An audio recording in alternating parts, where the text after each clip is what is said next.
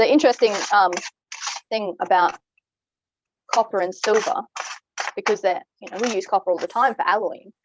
Even though it's a base metal, we use it. It's in all of our it's in some of our golds, depends on which recipe.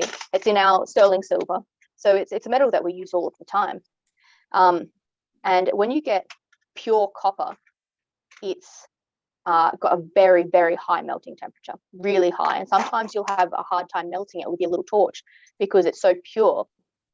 But if you chuck a little bit of silver in, just a little bit, you'll notice that the copper will melt very quickly, or it'll melt quicker once you drop in a little bit of silver. Now, the reason why that is because you're turning it into an alloy, and you're lowering the overall melting temperature. So fine silver has a high melting temperature, fine copper has a high melting temperature, but when you mix them together, you get something that has a lower melting temperature. So if your copper has a much higher melting temperature than the fine silver anyway. So if your copper is so pure that when you're melting it, it's barely melting, it's taking forever, add a little bit of silver into it. It doesn't have to be pure silver, it can just be sterling silver. And that'll bring the overall melting temperature down of your metal so that you can melt it faster with your torch.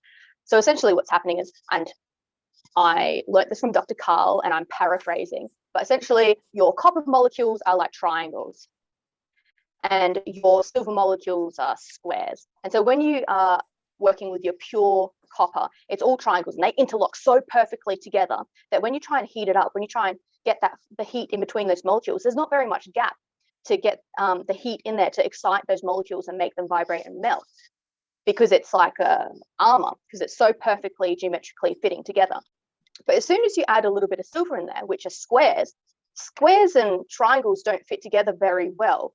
They don't fit together nearly as well as all triangles. So then you get all these little gaps in your molecules, and that's where the heat can get in, and the heat can vibrate and make those molecules excited and move and melt. And that's why adding a little bit of silver to your copper will make the whole melting temperature come down and make the melting process a lot easier, is because you're just creating more gaps in those molecules to bring the heat into it, to allow the heat to get in there faster and easier.